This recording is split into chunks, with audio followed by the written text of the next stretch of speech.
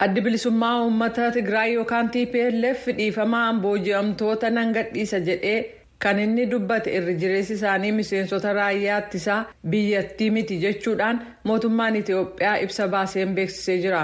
Tajaajilli kominikeeshinii mootummaa har'a ibsa baaseen garee shororkaa kan ittiin jedhe Hiwaat kanneen nan gadhiisa ittiin jedhe harka caalaan maatii raayyaa ittisa biyyaa Tigraay keessatti gitamanii turanii fi siviilota yeroo bulchiisa naannoo Amaaraa fi Afaar to'atee turetti gocha gara jabinaa irratti gaggeessaa ture jedhee jira.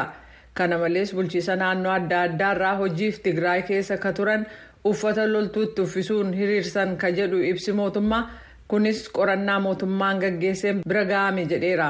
Waaltaa booji'amtoota Tigraay keessaaf waltaasisaa akka ta'an obbo Birhaane Atsbaa kamisa darbe booji'amtoonni waraana Itoophiyaa 4,000 ol akka gadhiifaman ibsanii turan.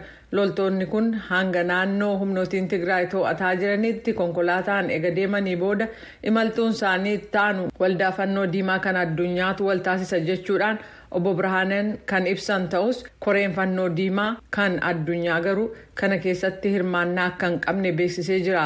Dubbi himaan TPLF Geetaachoo Raddaa fuula tiwutarii ofii irratti akka maxxansanitti ibsi waajjirri kominikeeshinii Itoophiyaa baase kun booji'amtoonni gadhiifamuu isaanii haaluuf tarkaanfii fudhatame jedhanii kanneen amma gadhiifaman kana dachaa 2 ka ta'an harka humnooti Tigraay jiru jedhaniiru.